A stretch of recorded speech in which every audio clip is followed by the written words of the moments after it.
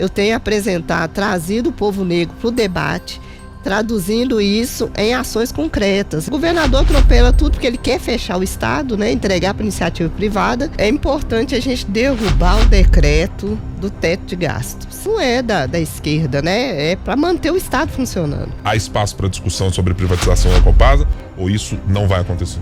Eu vou trazer o exemplo de São Paulo. Privatizaram a energia elétrica em São Paulo.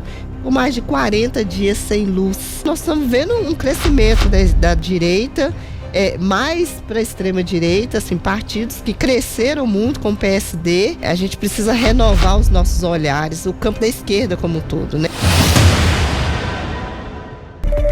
Os principais nomes do cenário político passam por aqui. Café com Política.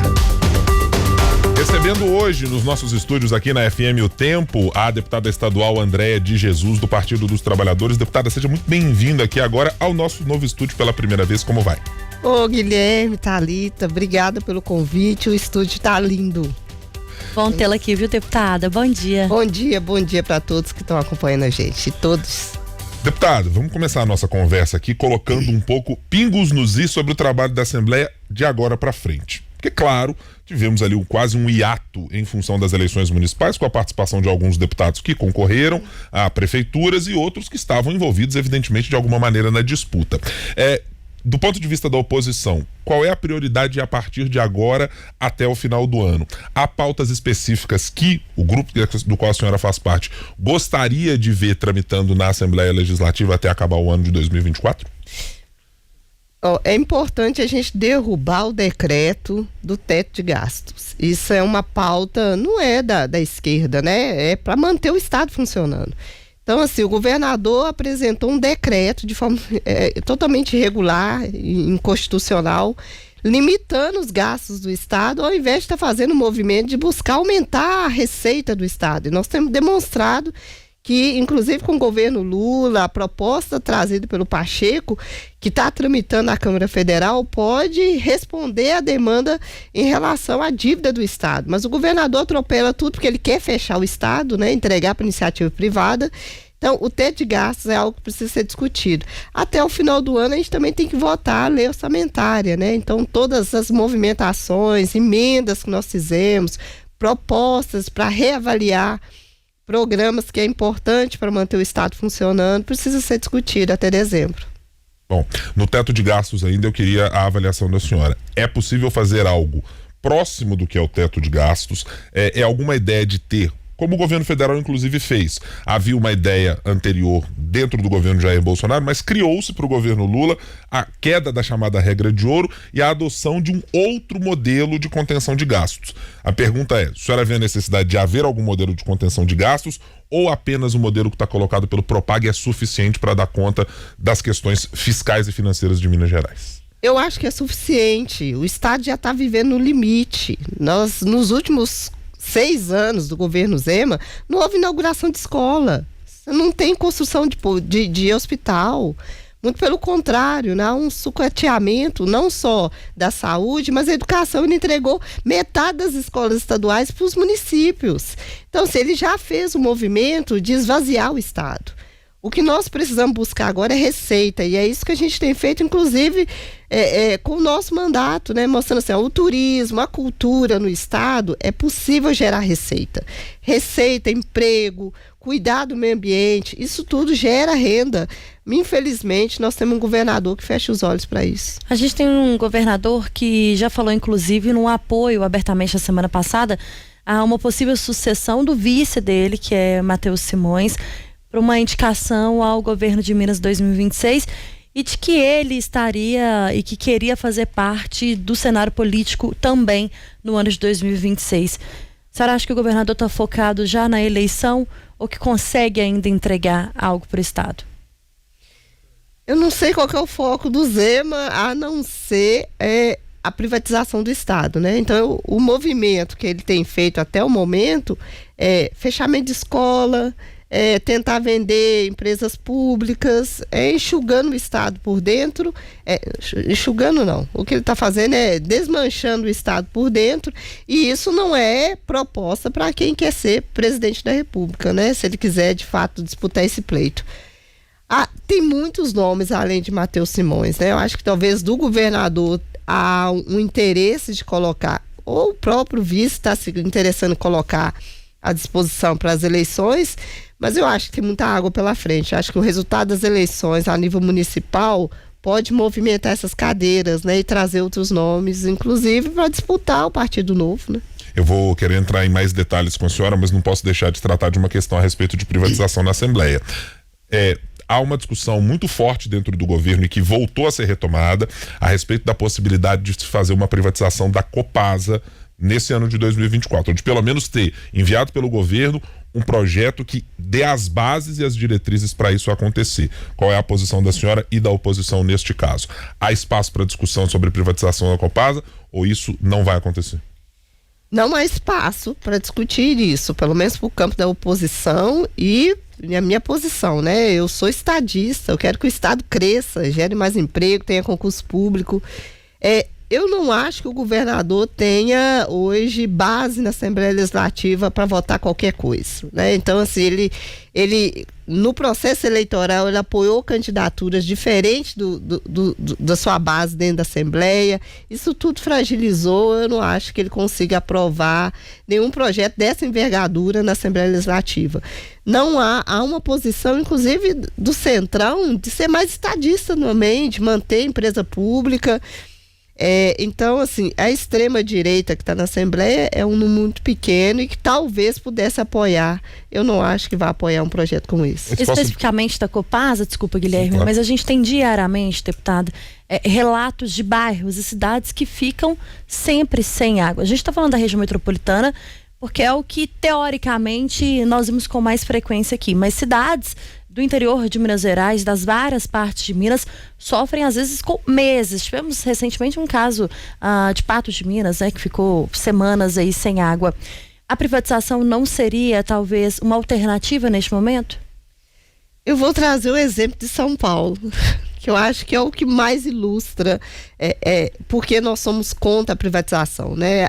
Privatizaram a energia elétrica em São Paulo. Ficou mais de 40 dias sem luz. E a responsabilidade sendo jogada entre o governo federal, governador, prefeito, ninguém era responsável, porque é privado. Se você coloca um serviço público, eu reconheço que a gente precisa investir mais na Copasa, eu reconheço que a gente precisa ampliar o serviço público com investimento do Estado. Há ações privadas nessas empresas. E do ponto de vista privado, elas estão ganhando muito dinheiro, mas o investimento público é pequeno. Qual é o problema da privatização? Só vai ter serviço quem tem dinheiro para pagar. Então não vai atender as cidades menores. Não melhoraria o cenário que a gente tem hoje? De jeito nenhum. Nós teríamos mais pessoas sem acesso ao serviço, porque o interesse é lucro. Quando a empresa privada, ela não tem interesse social. Quando a empresa pública, ela atende aquele que não pode pagar, aquele que pode pagar menos. As cidades onde não dá lucro. Tem cidades hoje que não tem Copasa, tem Copanor, tem outras empresas, justamente porque não dava lucro. A Copasa não quer chegar. Nós precisamos ampliar as ações estatais para a gente ter investimento do Estado, com um governador que tenha vontade de fazer isso, pegar o tesouro e colocar nas empresas para a gente atender mais pessoas e atender com qualidade, né? A água é direito fundamental, não pode ser vendido. Eu quero puxar um fio de uma questão que a senhora mencionou sobre base do governador Romeu Zema, mas sob um olhar da oposição. Com o rearranjo que foi feito a partir das eleições municipais, e o diagnóstico geral é de que temos o centro e a direita ganhando um volume maior de prefeituras. A senhora vê espaço para alguma renegociação partidária dentro da Assembleia Legislativa para trazer partidos que estão ali titubeando, que já mostraram alguma insatisfação com o governador em outros momentos? Há alguma negociação nesse sentido de se expandir o tamanho do que é o bloco de oposição ao governador dentro da Assembleia? Não, tem nomes que a gente deveria conversar, né, e trazer para o nosso campo. Mas os blocos, embora a gente tenha deputados em blocos do centro, por exemplo, votam com a gente. Recentemente, quando o assunto, por exemplo, é servidores públicos, a gente tem várias pessoas, inclusive da extrema-direita, que votam com o bloco porque defende servidor público. A composição dos blocos não necessariamente muda o cenário do processo eleitoral, mas processo eleitoral, votação interna, mas é muito mais as pautas. Então, assim, o governador não tem força dentro da Assembleia Legislativa.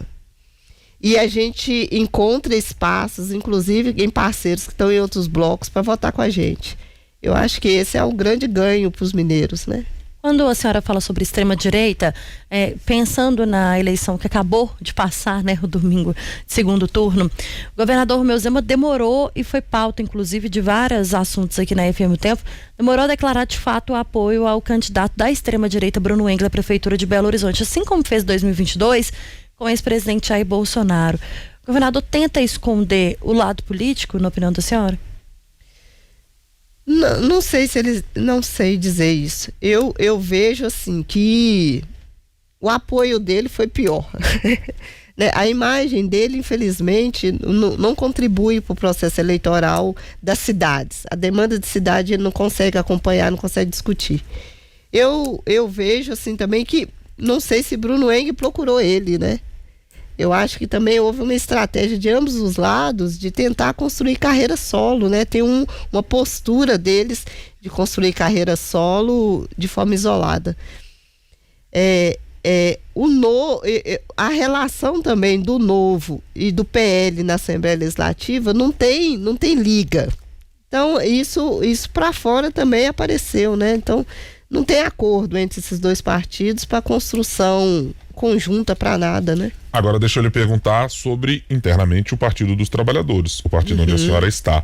Tivemos, no caso do PT, a reeleição de duas candidatas que eram esperadas pela avaliação positiva e conseguiram, Marília Campos e Margarida Salomão, em Juiz de Fora. Mas eu quero a sua avaliação do campo geral de Minas Gerais. O PT fez exatamente o que planejou? O senhor acha que o partido investiu nas candidaturas corretas? Havia espaço para ter mais candidaturas?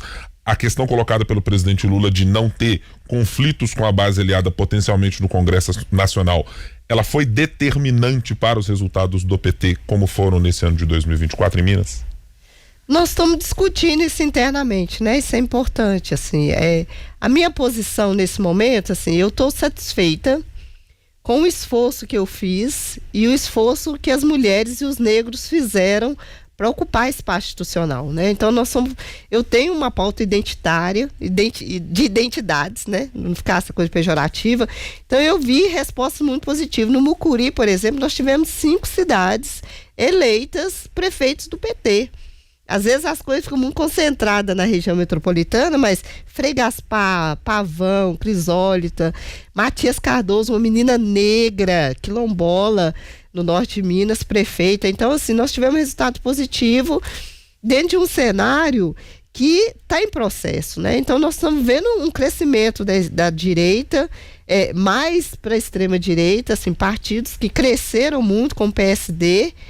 Eu não sei se isso é só decisão do Lula ou decisão do PT. Acho que tem um cenário nacional e internacional do crescimento da direita, né? Então a gente precisa se preparar para isso. O que eu tenho feito é investido nas mulheres e nos negros. Eu estou satisfeito em ver 300 quilombolas eleitos no país. Embora o trabalho da senhora seja na Assembleia, a gente não pode deixar de falar da capital mineira. O partido errou na construção do nome que seria colocado para a Prefeitura de Belo Horizonte, ou na não construção da esquerda de uma forma geral ainda no primeiro turno?